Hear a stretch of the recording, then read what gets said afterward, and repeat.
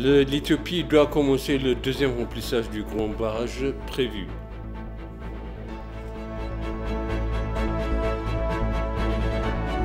L'Afrique perd 18 milliards de dollars en raison de l'impact du coronavirus.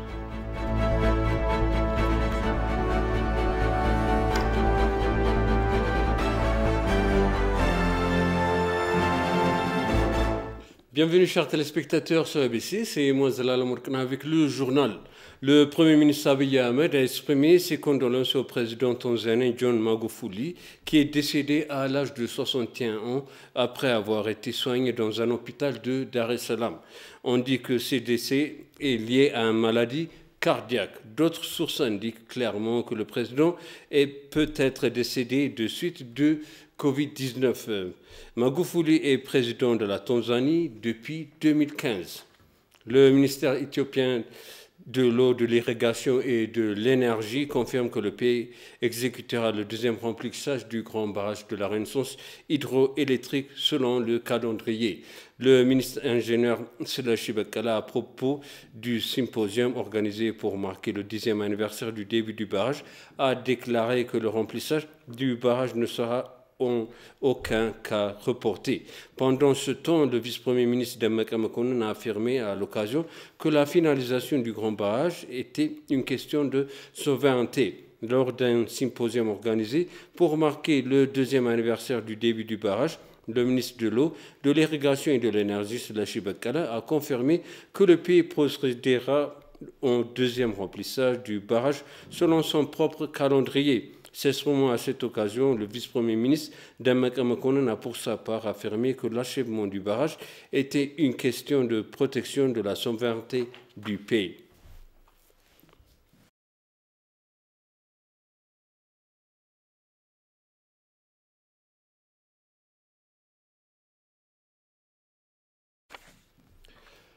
Le ministère éthiopien des Affaires étrangères a déclaré qu'il avait employé du personnel pour enquêter sur la mort du migrant éthiopien dans l'un des centres de détention de la capitale de Yémen, Sanaa. Dans un entretien exclusif avec EBC, le porte-parole des Affaires étrangères de l'Éthiopie anglaise et de la directrice générale de la diplomatie publique, l'ambassadrice Dina Mufti, a confirmé que plus de 40 migrants éthiopiens bloqués dans la prison du Yémen ont perdu la vie lors qu'un incendie s'est déclaré dans l'un des centres de détention de la capitale Sanaa. L'ambassadeur a déclaré qu'il était très difficile de sortir les cadavres des citoyens éthiopiens de l'incendie. Le gouvernement a déployé des membres du personnel de l'ambassade d'Éthiopie à Omar, car il n'y avait pas d'ambassade d'Éthiopie au Yémen et travaille en étroite collaboration pour mener une enquête approfondie sur le tragique accident. Le porte-parole des Affaires étrangères de l'Éthiopie a exprimé mercredi son chagrin et son profond regret à la suite de ces décès.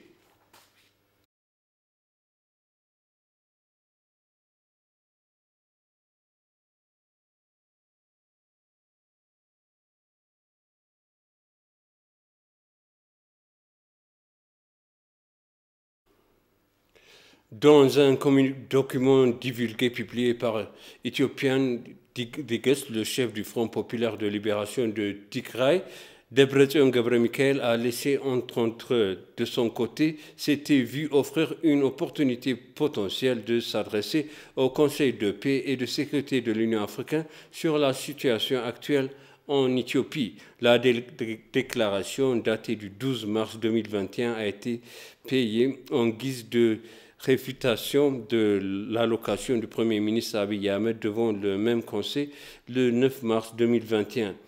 Un dépression, nous avons remercié de l'occasion de répondre à l'allocation faite à votre Assemblée ce mardi, mars 9 2021, concernant la situation actuelle du Tigray. Le document divulgué est une preuve supplémentaire que ces femmes est une cohorte d'autres experts occidentaux basés à l'étranger ne sont pas seulement en première ligne de la campagne numérique du TPLF, mais aussi les cerveaux derrière le mouvement. Des responsabilités telles que Debretsion Gebremichael et Brane Gebre Christos placent simplement des trésoriers avec ses titres vides et à facettes les imitant le travail d'acteurs extérieurs, son intérêt dans l'avenir de l'Éthiopie ou son responsabilité envers les personnes touchées.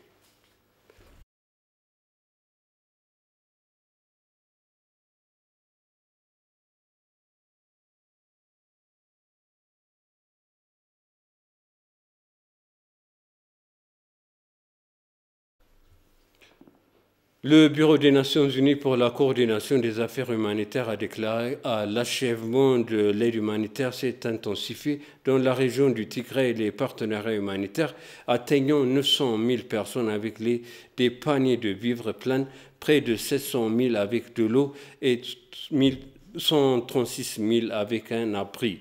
Vendredi, l'ONU a annoncé que des partenariats humanitaires avaient commencé à utiliser un nouveau système de notification pour courrier électronique pour déployer du personnel international à Tigray, un changement par rapport au système dont ils disposaient lorsqu'ils devaient demander l'autorisation. Pendant ce temps, le Programme alimentaire mondial PAM a lancé sa réponse de secours alimentaire pour atteindre 770 000 personnes touchées au Tigray. Suite à l'annonce par l'Éthiopie d'un accès sans entrave au Tigray, il y a maintenant près de 30 organisations internationales opérant dans la région car 70% des besoins sont satisfaits uniquement par le gouvernement éthiopien.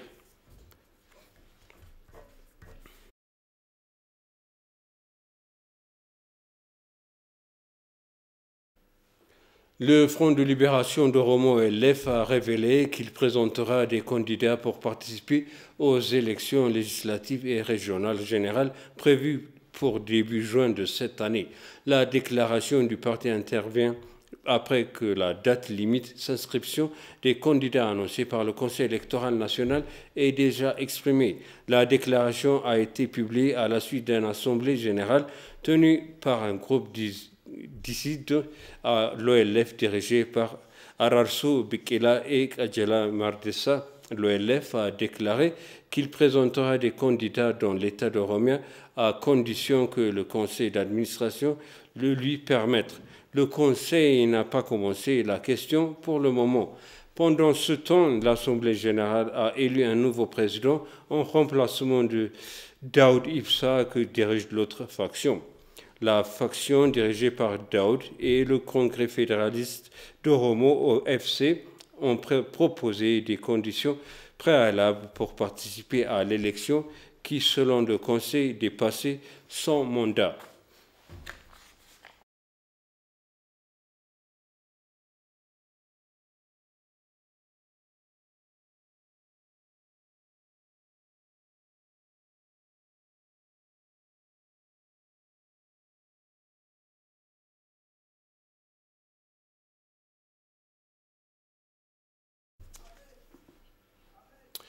Et pour conclure le journal, l'Afrique a perdu 18 milliards de dollars américains à cause de l'impact de Covid-19.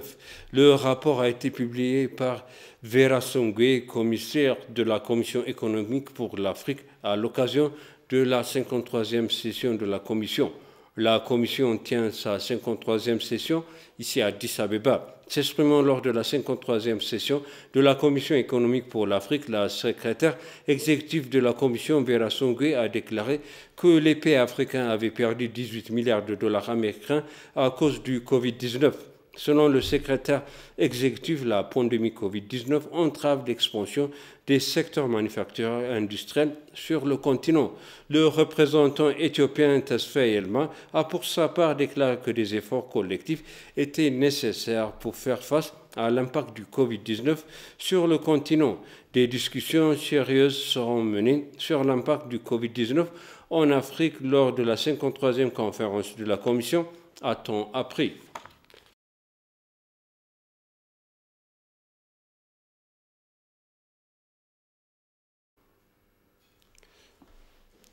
Je vous répète les titres principaux. L'Éthiopie doit commencer le deuxième remplissage du grand barrage de la Renaissance hydroélectrique comme prévu.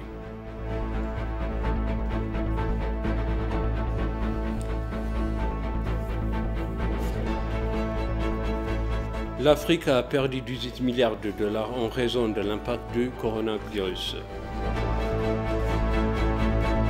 Chers téléspectateurs, s'achève le journal. Merci de nous avoir suivis. Excellent suite de programme.